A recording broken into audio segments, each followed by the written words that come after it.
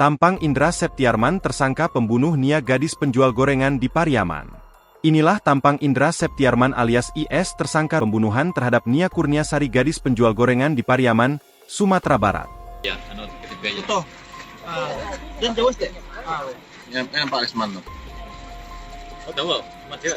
Nggak bisa nak nemuin kalau batu modelnya. Iya, ayahnya masih simpan tuh. Kasus ini menjadi sorotan sebab jasad Nia ditemukan tanpa busana sudah terkubur dekat rumah.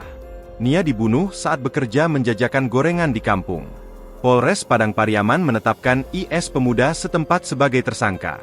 Berdasarkan fakta, barang bukti, dan keterangan saksi, kami telah menetapkan tersangka dalam kasus ini dengan inisial IS, kata Kasat Reskrim Polres Padang Pariaman, Ibtu A.A. Regi, melalui keterangan resmi kepada tribunpadang.com pada Minggu, 15 September 2024. Regi mengatakan, polisi saat ini terus melakukan pengejaran terhadap tersangka.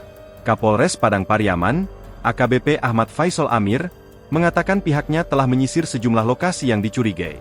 Penyisiran ini melibatkan tim gabungan serta masyarakat, yang menyusuri beberapa titik yang diduga merupakan tempat pelarian tersangka. Sejumlah barang bukti pun telah ditemukan, salah satunya adalah tas milik pelaku. Di dalamnya ada barang bukti pendukung lainnya, kata Faisal. Sosok IS telah diungkap oleh sejumlah orang.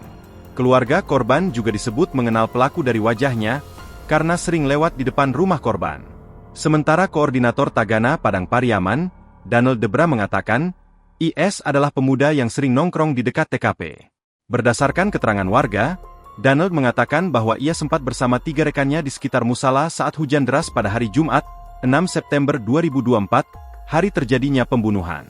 3 rekan IS mengatakan bahwa ia sempat membuntuti Nia dari belakang saat melihat korban berjalan menuju arah rumahnya.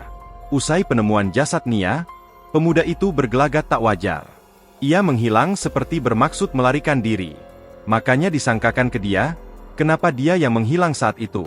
Sampai sekarang dia gak ada lagi, ungkap Daniel Debra. Berdasarkan laporan warga, jelas Daniel, IS merupakan pemuda yang bereputasi buruk. Pemuda ini dilaporkan sering menggau warga, bahkan sering terjadi pencurian. Ia yang sering dicurigai sebagai pelakunya. IS dilaporkan sudah 2 kali masuk penjara. Di surau itu sering nongkrong setiap sore sampai malam.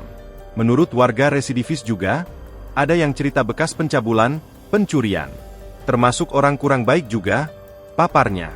Download Tribun X sekarang, menghadirkan lokal menjadi Indonesia.